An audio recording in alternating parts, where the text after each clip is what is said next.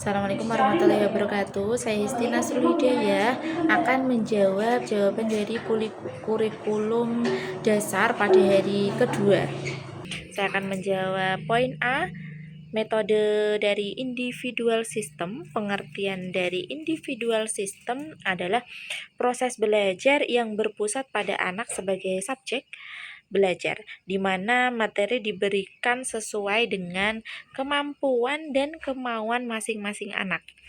Lalu nomor 2, mengapa pendekatan yang dilakukan harus individual system?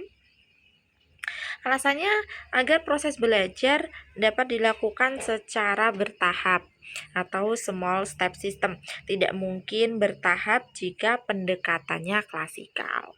Lalu nomor 3, apa tujuan yang ingin dicapai dengan melakukan pendekatan secara individual system? Tujuannya yaitu agar proses belajar menjadi menyenangkan atau fun learning karena materi sesuai dengan porsi anak. Lalu nomor 4, peran guru atau motivator adalah sebagai fasilitator dan motivator yang memberikan materi dan apresiasi. Lalu peran murid adalah sebagai subjek belajar yang aktif melakukan kegiatan bermain sambil belajar. Lalu nomor 5, perbedaan individual, yaitu perbandingannya itu sedikit anak ke guru. Materi berbeda-beda. Setiap anak kurikulum menyesuaikan anak. Lalu kalau klasikal perbedaannya itu banyak. Materi di sini perbandingan banyak sedikit itu maksudnya muridnya ya. Dan materi itu seragam, kurikulum itu lebih mungkin memaksa anak mengikuti standar kelas. Seperti itu. Lalu nomor 6, cara motivator yaitu mengenali karakter anak, memahami kesukaan anak dan masuk ke dunia anak melalui komunikasi yang baik. Lalu nomor 7, dampak individual system adalah anak merasa senang, tidak tertekan, minat belajar tumbuh, dan tujuan fun learning tercapai.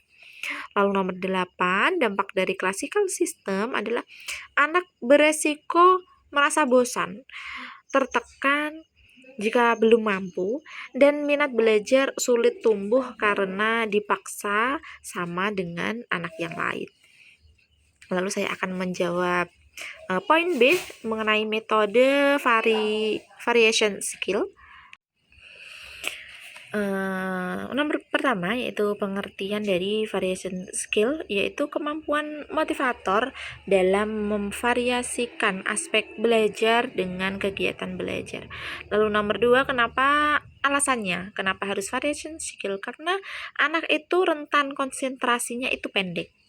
Terus anak mudah bosan dan agar suasana belajar tetap ceria.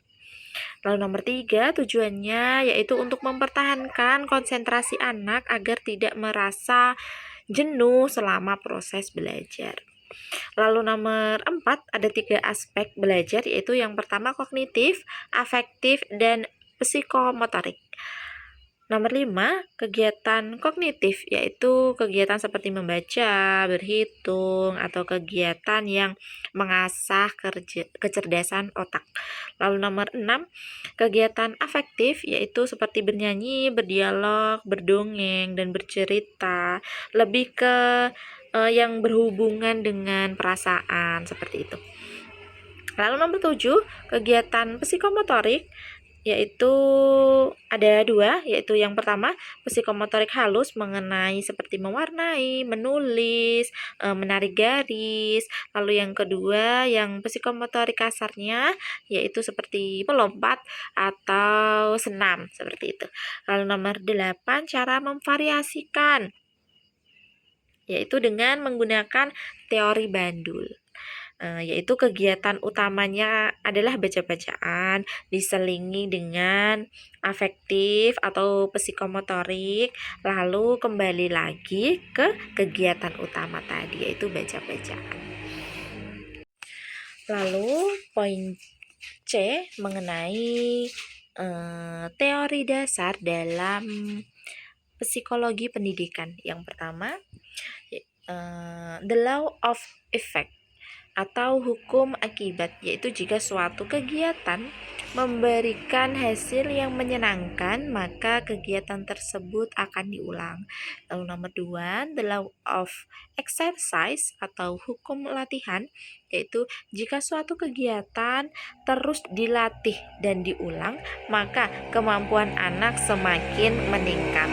Lalu nomor 3, the law of readiness atau hukum kesiapan, yaitu jika anak sudah mampu dan terampil, ia akan siap ke tahap selanjutnya, sehingga proses belajar menjadi sangat menyenangkan. Demikian jawaban yang dapat saya berikan dari kedua. Oke, dan terima kasih.